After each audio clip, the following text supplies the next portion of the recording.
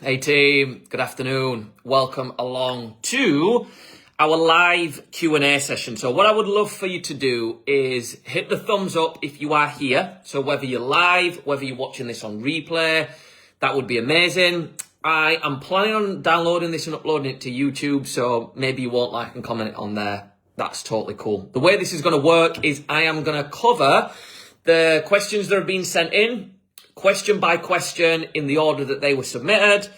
My plan is to answer them as efficiently and as precisely as possible, so this doesn't become like an hour-long Q&A. There's 9 questions to cover, I believe.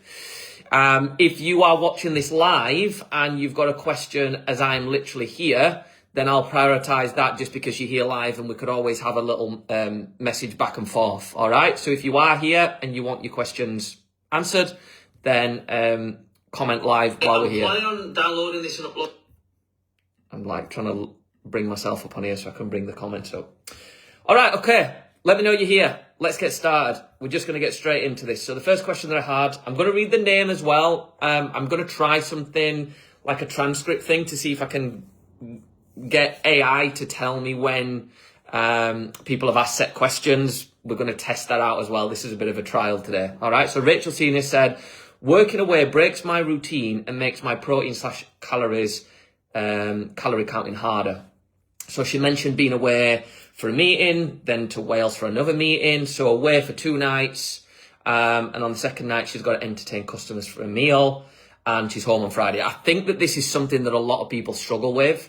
She mentioned trying to do a protein shake for breakfast, amazing, and a simmer meal on a night. Not being able to do the gym and sat on my ass seems to make me more hungry and not less. So less moving and more eating. I really struggle once my routine's disrupted, despite it happening most weeks.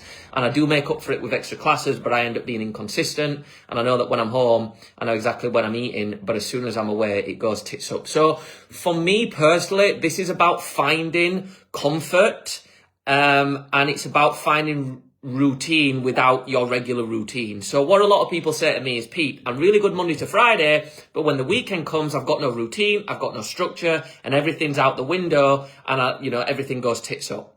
And it's like, right, okay, but that means that every time the weekend comes around, every time you're away for the weekend, every time you've got a trip with work, anytime anything is happening where you're not setting to your routine, things are just going to go upside down. That tells me that we've got 2 choices. We either accept that everything's going to go upside down and that we just have to get back on track when we return from our trip, or we have to find a way to deal with it that works for us, and that when we're away, we switch to our new routine. So that means that when we're at home, we have routine A, and then when the weekend comes, we have routine B. And then when we go away for 2 nights, we have routine C. So last week, I was in South Shields, Monday night, Tuesday night, Wednesday night, right? I had no oven to cook any meals. All I had was a microwave and a fridge.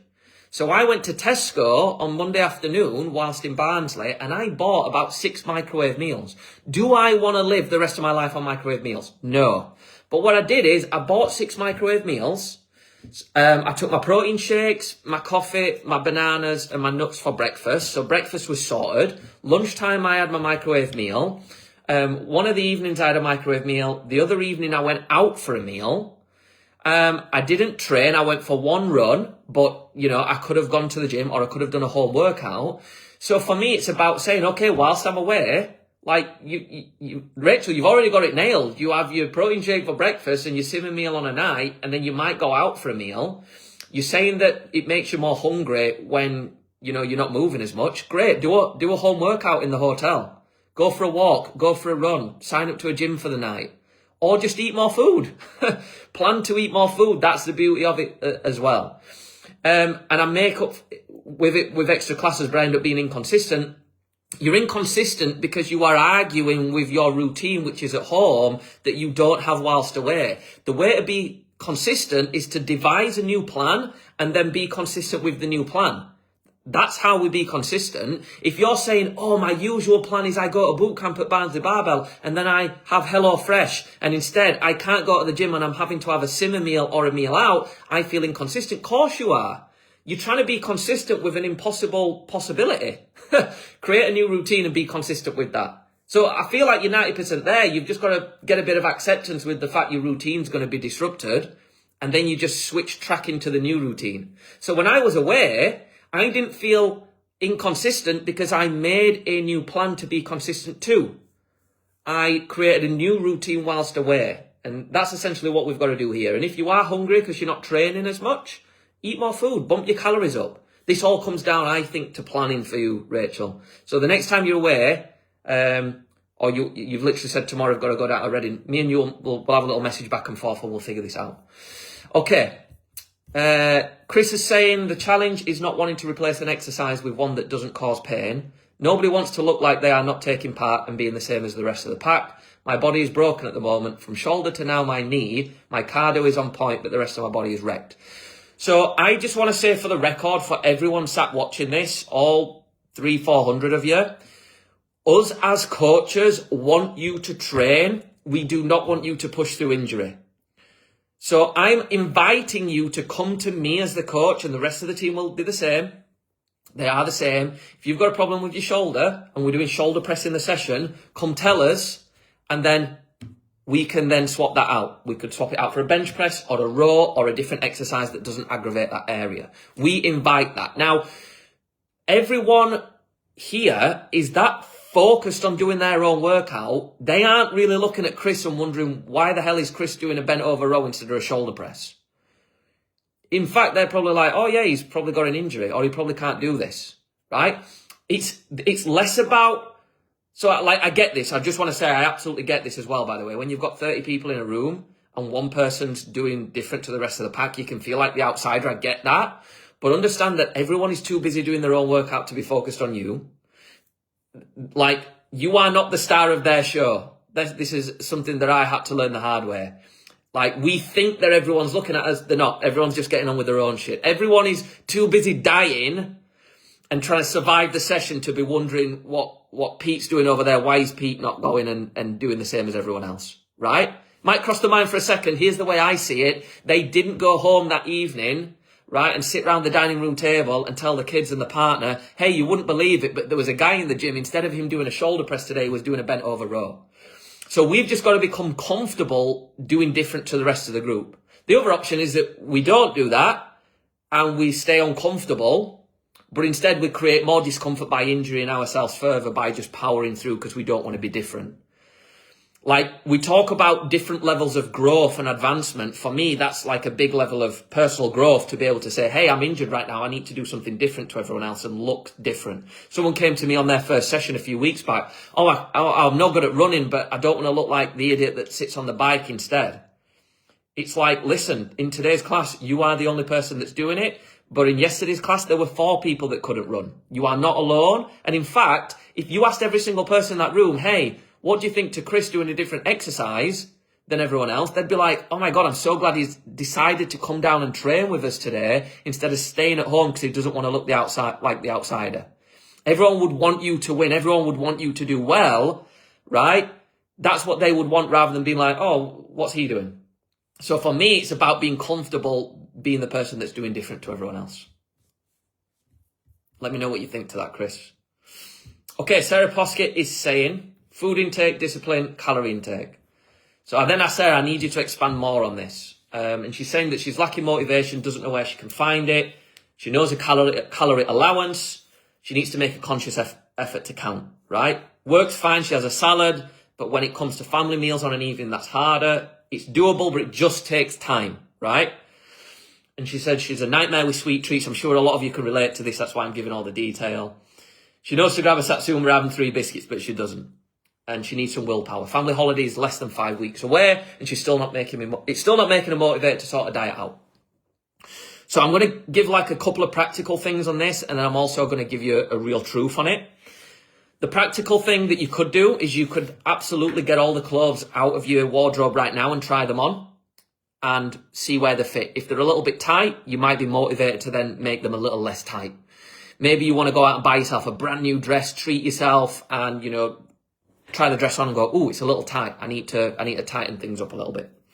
What you could do is stop tracking calories, and you could actually just create a system where, let's say your calorie target there is 1,800 a day, right? And you like to eat 5 square meals and some snacks, 3 square meals and some snacks.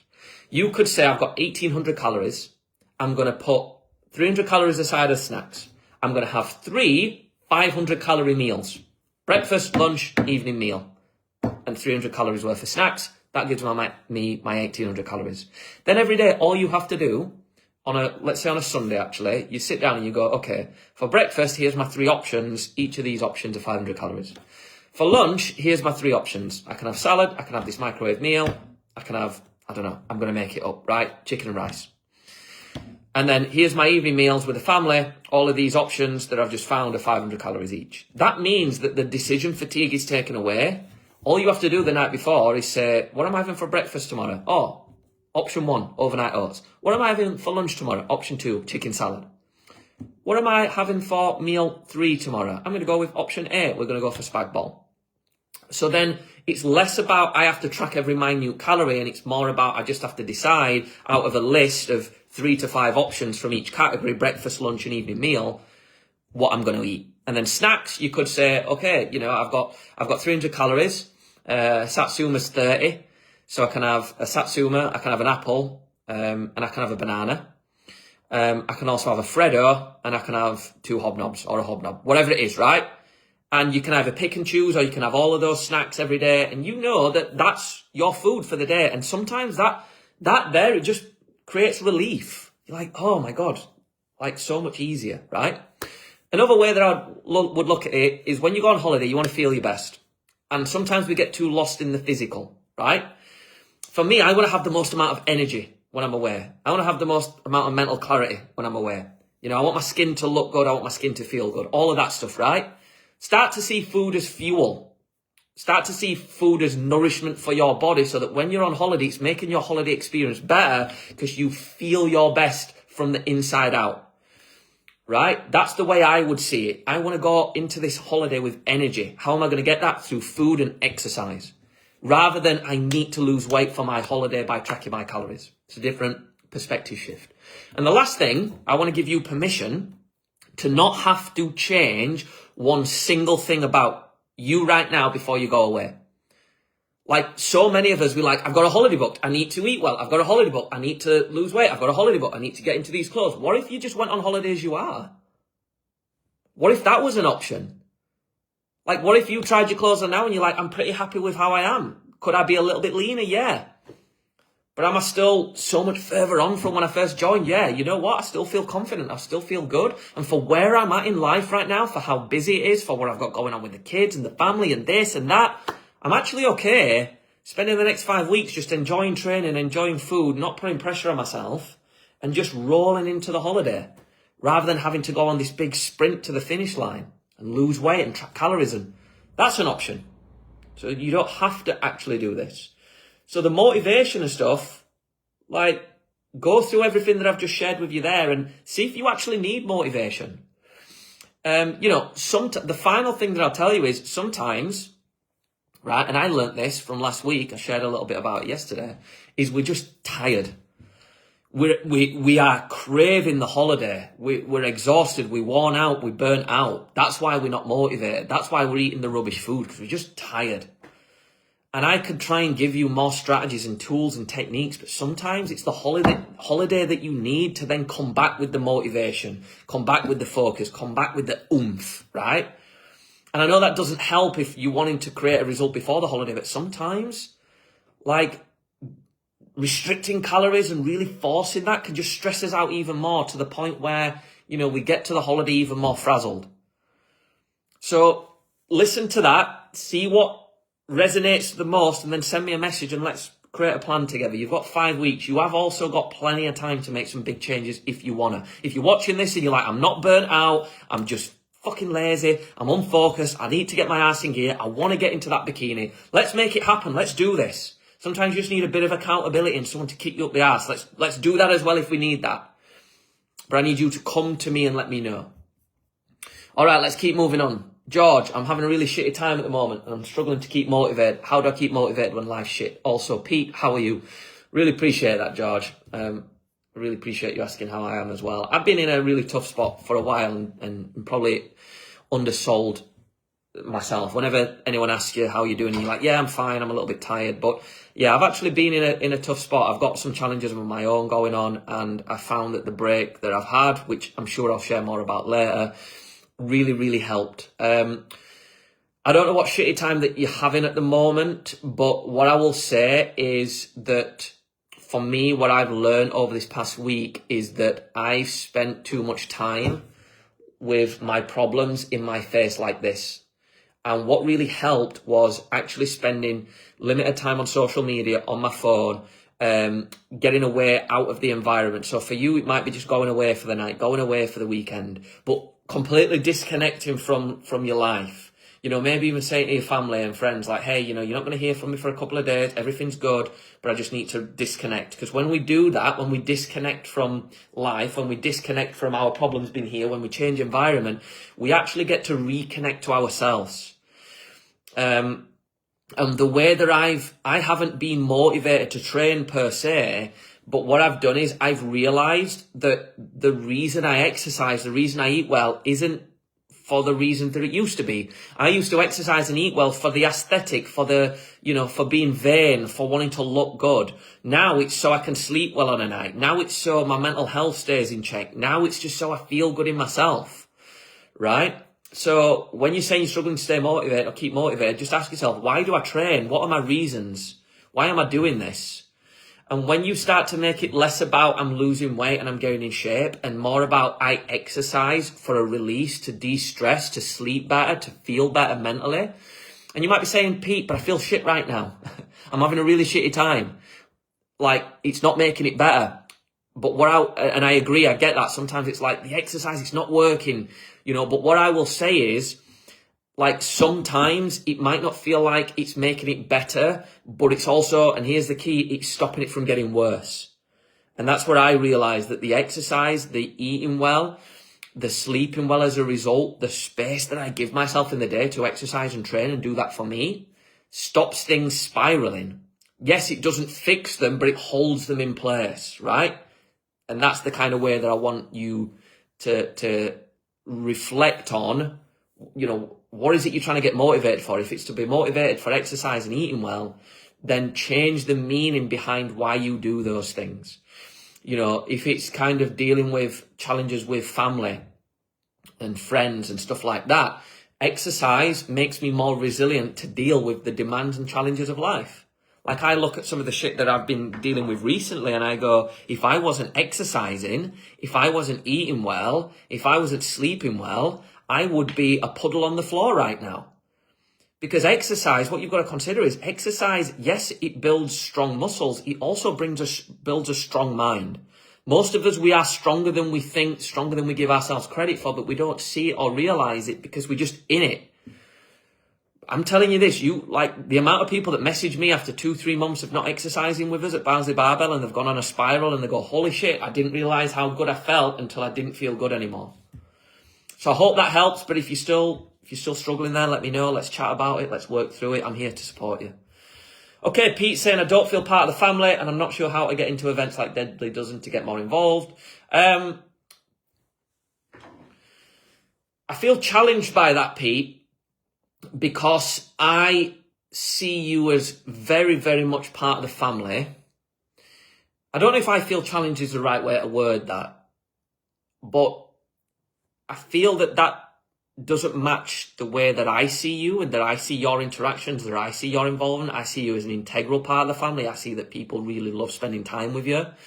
I find that you are well integrated, that almost everyone knows who you are. So I already see you as a big part of the family. Now, the fact that you don't is completely valid because that's your experience.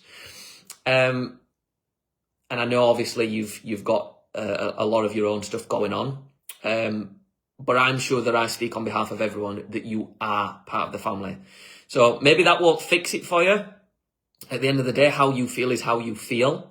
But if you know you want to get involved in stuff like Deadly Dozen, sign up to the events. When we post about them, get involved in them. When we do, you know, we've got some events coming up. When we announce them, sign up to them and come to them. We had the quiz night. You know, you were signed up for that. you didn't come for whatever reason. That's not me pointing the finger. But you know, there was me and Rachel that were a pair, and we needed a teammate, and you know, we could have done with you on the team, right? We were sad that you weren't there with us, joining us. We missed out because your presence wasn't there, and we ended up joining up with another team of 2, and we made a team of 4. But you'd have made a team of 5. So I think my invitation to you is to start to see yourself in a different light. Why, you know, what is it that makes you not feel part of the family? And what would have to happen for you to feel part of the family? And maybe start to ask yourself different questions like, what am I not seeing here that would actually confirm that I'm already part of the family? Our brain's amazing at keeping us distance from people. Our brain is amazing. Our subconscious is amazing, right, at running unconscious patterns that stop us from actually just fucking living the life that we want. Like, there is a part of you that already knows that you are well part of this family, that you are welcome, that you are loved, that you are supported, that you are held, right? The conversations I've seen you have with people, it's very evident that people give a shit about you, people like you, people love you, people trust you, right? But sometimes our mind is great at convincing us otherwise. So sometimes it's like, what proof do I have that I'm already part of the family? Well, I have conversations with people. I go for coffee after the sessions. You know, people want to help me. People want to support me. People are interested in my running. Sometimes we need to stack evidence and stack proof rather than actually thinking about more action. And if you're not part of it already, join the BBB fitness events and races WhatsApp chat. And if you don't know where that is, send Katie a message and she'll get you a link. Okay, let's keep moving. Kaz is saying injuries, but just power through. And getting into a specific building muscle routine while still hitting classes. Running always flares injuries up. So I don't feel like there's a specific question here, but I'm just going to kind of take this as 2 pieces. Running always flaring injuries up and injuries just powering through. Okay, injuries just power through is never the answer. Never the answer to just power through injuries unless you've been given a specific action to do that through a qualified professional like a physio, right? If you've been to a physio and they said, to improve your shoulder pain, I need you to power through the pain, which is sometimes the case, absolutely. But if you're self-diagnosing or if you're self-coaching and saying, oh, I've just got to power through, that's not the way that you want to take this, because all that's going to do is further the injury and just make things worse. If you haven't already, go and book in with someone. I can recommend someone, Matt can recommend someone, go and see a professional, get professional advice. And sometimes we don't want to do that because they're going to tell us to rest and take time out and swap exercises out. But zoom out for a second and see the long game here, right? That's what I was shit at. I used to train through injuries. I used to ignore them thinking they'll go away. Now I want to get to the root of them as fast as I can, because I know short term it's a little setback, but long term it's a longevity game. So go get seen to. Same with the running. Like, running flaring injuries up can be fixed. You can get to the bottom of that. Sometimes we go, oh, it's just an old injury that keeps cropping up. Yeah, it's an old injury that's been undealt with. Deal with it. And then you'll find that the injury stops coming up, or you find a way to manage it. And then specific building muscle routine while still hitting classes. The classes that we run, we have seen hundreds and hundreds of women go through these sessions, classes, over the months and years that have built muscle, built really strong, powerful physiques through the classes already. So for me personally, I would say you've got a few options here. You can either book more onto the build classes, which are more geared towards specifically building muscle. You could have a couple of PT sessions to show you more of the movements that you could then do in open gym. That would be kind of the route that I would go down. And if that's kind of the goal that you want to work on more, specifically, you know, building muscle while still hitting classes, I would say that the classes are building muscle. But if you aren't targeting the areas that you want, then I would invite you to come down to an open gym session if you're able to then actually work on those areas. And if you're stuck on how to specifically target those areas, then a couple of PT sessions with Matt or Carl would absolutely point you in the right direction on that. Okay, last couple to wrap this up. Steve Fox, only on week 2 of the 6-week challenge, so I know I'm getting used to the workouts. It's frustrating me that the day after a workout, I'm wiped out. 53, almost 54, so I know I don't recover like I used to. It's frustrating. I think I eat well and take a good multivitamin, and I sleep okay. Any tips on recovery? So firstly, well done on the start of this journey, Stephen, for getting into week 2. It's great to have you on board. What I would say here is, firstly, we've got to kind of make peace with reality. So part of us, we get frustrated because we are expecting something different than what we've got. I've come to find in life that a lot of the stress that we experience isn't from the thing itself, but it's our perception and relation to it. So we get frustrated when we think that we shouldn't be wiped out the next day. So let's just say right now, yeah, you're going to be wiped out the next day. That means that we don't plan, to train every consistent day. We have a rest in between. And we just kind of take that as the base level, right? How can we improve from knowing I'm wiped out the next day? So for me, it comes down to a few things. The first thing is sleep. So you sleep okay, but I would love to know what that means in terms of quantity and quality. So quantity, we need on average 7 to 9 hours, okay? Quality means no screen time an hour before bed, no food or liquid, ideally 2 hours before bed. Not working or doing anything stressful or stressful conversations a couple hours before bed as well. And creating a sleep environment where the room is cool, it's pitch black, you've got blackout curtains and blinds, you've maybe got a decent duvet that's fairly heavy or helps you, fall asleep. Maybe doing something like stretching or meditation or reading and breathing exercises before bed to wind you down. And absolutely getting, I function best on between 8.5 and probably 9 hours of sleep. For some people, that would be way too much, but for me, that's just what I need. Maybe that's not possible for you, Steve. I don't know what your lifestyle is like and your responsibilities. But what I've found is, I don't watch Netflix on a night. I don't binge watch TV. I don't scroll on my phone before bed. I sometimes use my phone before bed if I'm, messaging people and stuff. But generally speaking, phone, in an ideal world, no phone an hour before bed. No liquids, no food, a couple hours before bed, priming your body ready to sleep. Stretching can obviously help with muscle soreness, but it feels more like an energy thing for you.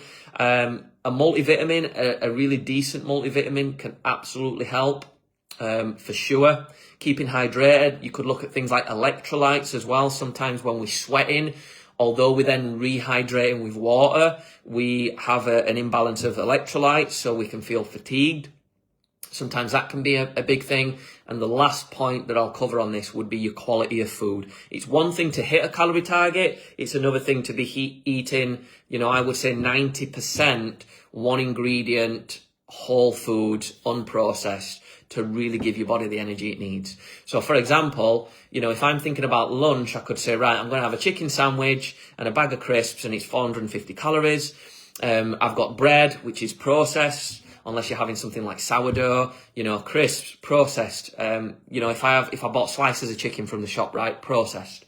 But if I turn around and I said, you know what, I'm going to do a chicken salad today. It's chicken off the bone, so fresh. I'm going to do it with some avocado. I'm going to do it with some lettuce. I'm going to do it with some chopped tomatoes. They are all foods that are one ingredient. A chicken's a chicken. Lettuce is lettuce, tomato's tomato. And when you start to do that, you can start to find yourself with more energy naturally because you're giving your body the fuel it needs. The final piece, the absolute final piece I will give you is look at the deficit that you've got. If you're in a big deficit, you're going to find that the exertion from the exercise is wiping you out. Create a smaller deficit. Give your body more fuel. Like a lot of men join us and they're like, I've got a lot of weight to use. I'm going to put myself in 1,000 calorie deficit, and they might lose weight fast, but they are under-fueled for performance, and therefore they end up suffering. They're fatigued, they're burnt out, they're worn out. They are, as you said here, wiped out the day after. And it's not because the exercise is too intense, but it's because they are either under-recovered from sleep, they're eating the kind of wrong foods, or they aren't actually eating enough. So it could be that. So have a play around with those and let me know if you're still stuck. To finish, Jamie says, how do you keep motivated to train when having setbacks with injuries and keep a positive outlook? Also, when I've done well in the past with diet, what can you do or try do if you're struggling with motivation to get back into a good routine? So a few things on this. Yes, I've had my fair share of injuries recently, and it is absolutely a killer. It's a real kick in the teeth when you keep getting injured. As I've said previously in today's session, focus on what the training, focus on a new outcome for the training. So if you're trying to, squat 100 kilogram, and that's the goal, or you're trying to do a bodyweight pull-up, and you get an injury in both your shoulders and your knees, and you can't squat heavy and you can't do pull-ups, right? All of a sudden, the goal that you had to squat 100 kilogram and do pull-ups ain't going to happen. Now you've got no goal. Now you're frustrated. Now you've got no motivation. So what we have to do is we have to course correct. We have to say, okay, I can't get to that destination for a little while.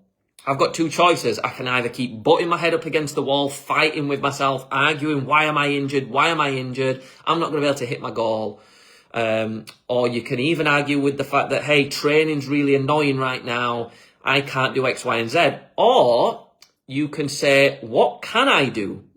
So one of the things that creates frustration is when we really zone in on what we can't do. So like when I, roll my ankle at football, I was so frustrated because all I focused on is, oh, I can't lunge this week. I can't squat right now. Oh, I can't run. I was getting really fucking good at running and I can't run. I'm so frustrated. I'm so annoyed.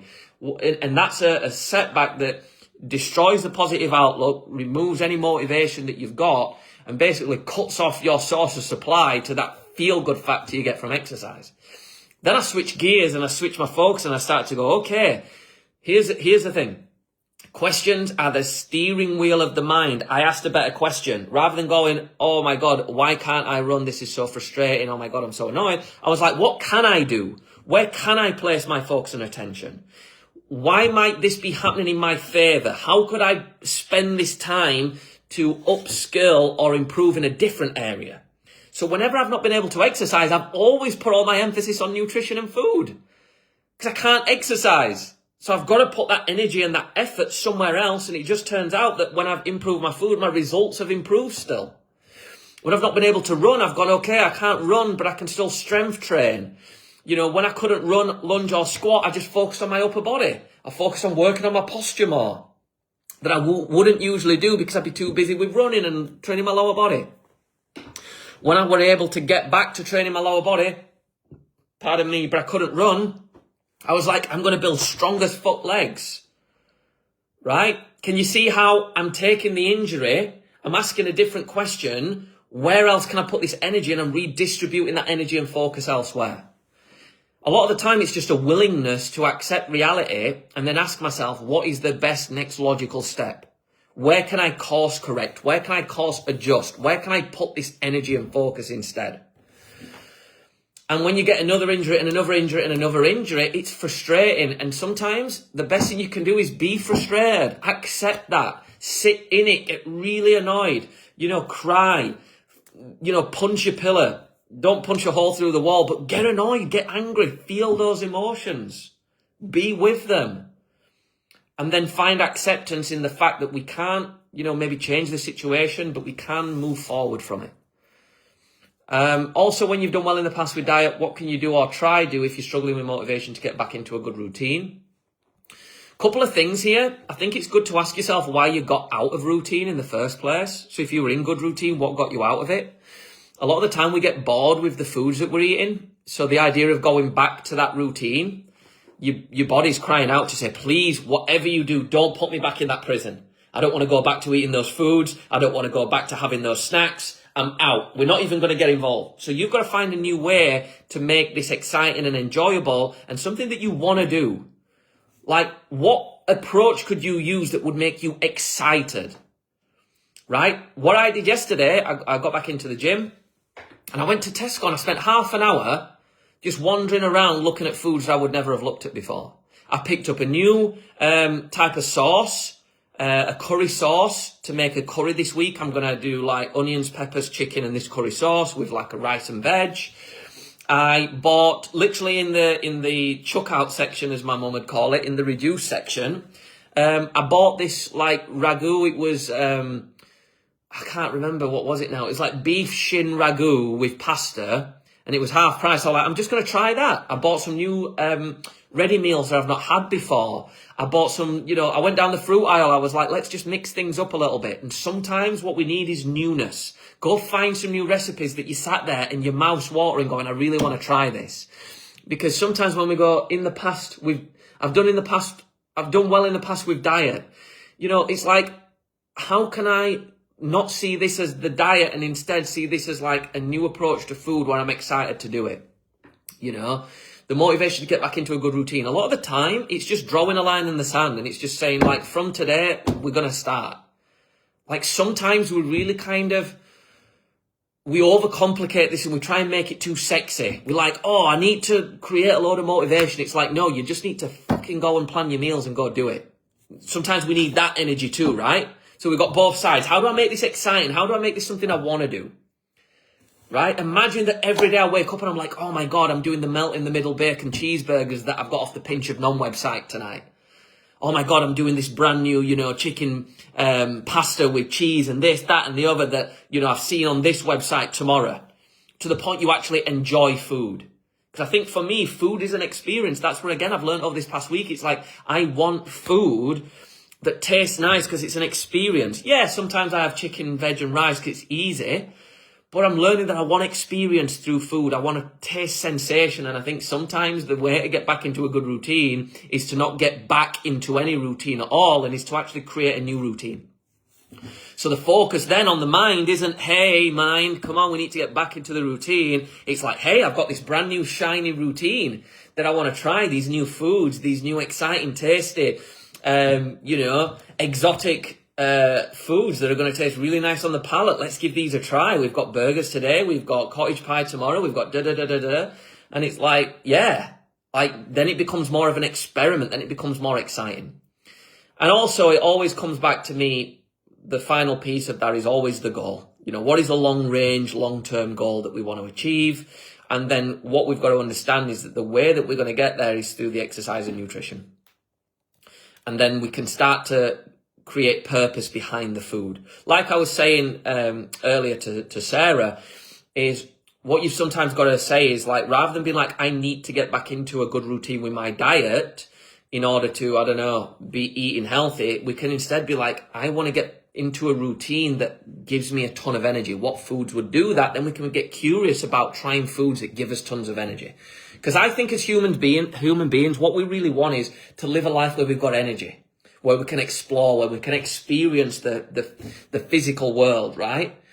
Like, I'm going to go a bit woo-woo on you, but what I've learned is that we live on 3 planes of existence. We've got the spiritual, and I don't mean you have to be religious in order for that to be true. I'm not a religious person, but I see the spiritual side of me. We've got the mental side, in other words, up here in the brain, and then we've got the physical. And I believe that we are spiritual beings that are here in this body, right? Able to think with this mind that just want physical experiences and sensations. That's what we're here. We're here to explore the world, right? So if that's the case, I want to do things that don't lock me down into a box and say, hey, I've got to follow this really strict, bland, boring diet that's not enjoyable. Instead, I'm like, oh, I want to enjoy, the approach that I have to eating. I want to make it, a little bit more free-flowing. I want to have a little bit more freedom with my food. And when you start to approach it like that, it's about the lifestyle shift. It's about who you're becoming and what you're enjoying, as opposed to just like, oh, here's the meal plan, I've got to follow it. And on the flip side, sometimes we've just got to do the fucking thing that we're not doing.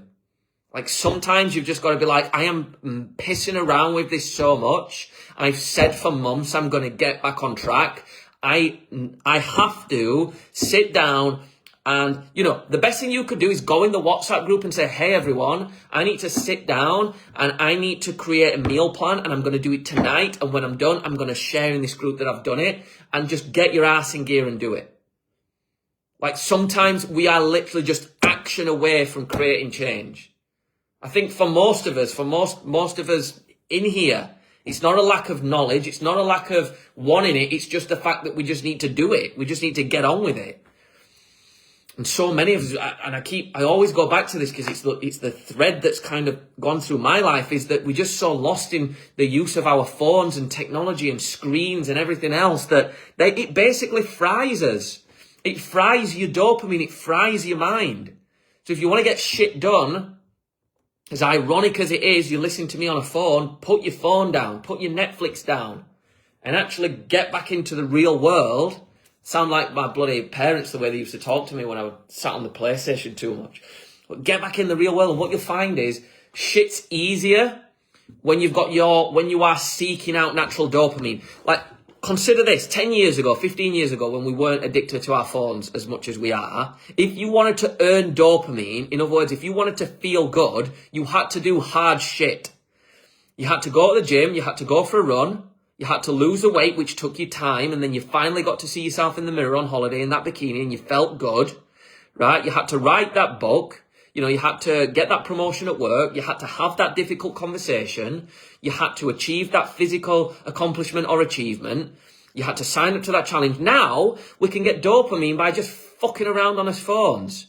You can literally, and you might not feel good because, you feel like you're wasting your life, but in the moment, you can feel good by fucking around on your phone. And it's literally, like, we're at an epidemic with this, where people aren't motivated and people have got no oomph because they are just maxed out.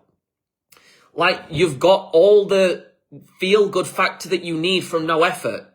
So if you imagine your dopamine spikes to here, from doing fuck all but scrolling your phone, and then you think that a workout gives you this amount of dopamine, how are you going to be able to motivate yourself to go and do a workout when you're getting this amount of dopamine from fuck all? How are you going to motivate yourself to meal prep and eat that healthy meal that tastes nice if you're getting dopamine from scrolling your phone, from ordering a takeaway, from eating junk, from eating that chocolate bar? What you've got to consider is that when you remove that, and I'm not saying you don't go on your phone at all, I'm just saying you put limits on it, right? When you take that away, then a workout feels good.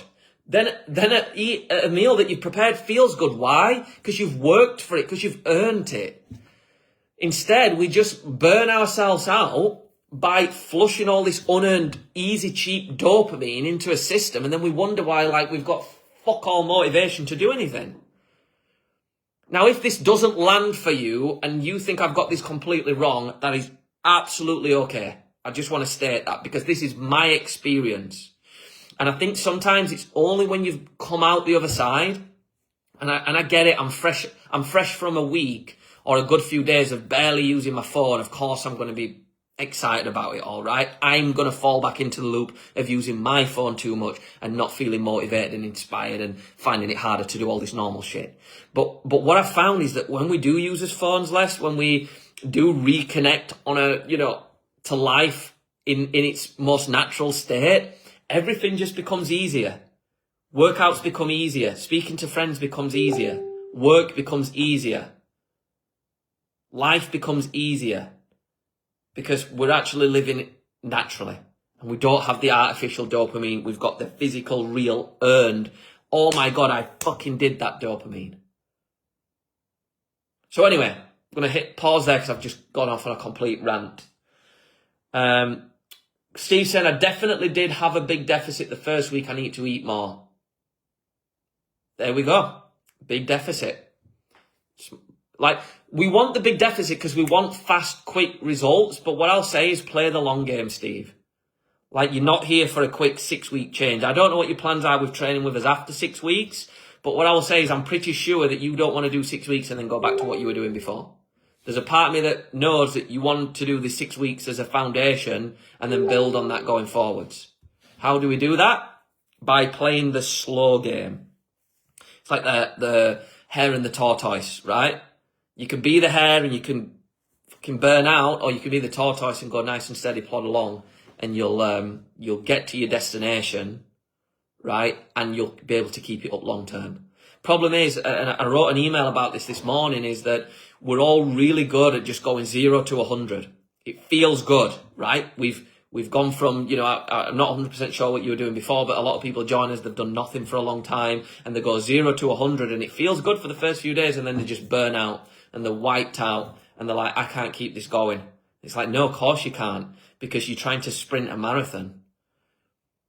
You know, imagine the 100-meter sprint that Usain Bolt does in under 10 seconds. Imagine if he went at that pace, but instead of 100 meters, you know, he weren't doing 1,000 meters. You know, he was doing 21,000 meters, half marathon at the pace of 100 meters. Not going to happen. He ain't going to be able to run that 100 meter another 209 times. But that's what we're expecting of ourselves. Imagine Usain Bolt getting to the end of the 100 meters, turning around and then running it back and keeping the same speed, and then getting back to the start line and then repeating that until he's done half marathon. Impossible. Not going to happen. Yet that's what we all do. We show up, big deficit, go hard in training, hit our limit, max out, burn out, back to square one. And then we say, oh no, it's me, I can't do it, or oh, it's my age, or it's this, or it's that. Really, it's the strategy we've used just wasn't optimal. All right, guys. Hope that helped. Did that help? Let me know. Hit the thumbs up. Was that helpful? We've gone for 45 minutes, which is a little bit longer than I'd like for this to be, but I'm going to try and get AI to now timestamp for me so you guys don't have to watch the whole thing if you send a question in. I might do one of these every week as well, and over time you guys will have less questions, so these will be shorter. But let me know if it was helpful. Let me know, what was your biggest take home? What was the biggest insight? If you're watching this on replay, you sent a question in, or maybe you didn't send a question in. What did you hear in this that you needed to hear, that you needed to be reminded of, that you needed to be told today, that you needed a refresher on? Like, what was the thing? And the reason I'm asking you for the thing is two reasons. Number one, if you comment the thing and it's like a light bulb moment and someone else in the group sees it, they'll be like, oh shit, it's worth listening to this instead of watching cats play the fucking piano or watching 500 10-second reels of nonsense. So they'll be more likely to watch and learn, and it'll help them. Secondly, when you have just listened to 45 minutes worth of me talking, you're going to forget most of it. So writing it down and telling me what you've learned tells your brain this is important, let's remember it. So then we keep hold of shit for longer. All right. That's us done, I believe. We'll wrap up there. Have an amazing day.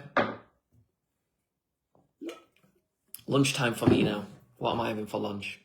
I actually, I've got a leftover meal from yesterday, but I'm not feeling that. Nando's chicken is calling my name. Yeah, sliced chicken, Nando's sauce, air fryer, 15-minute meal, but with like 5 minutes of effort. All right, if you've got follow-up questions or I didn't answer your question fully, drop me a line. We'll chat there.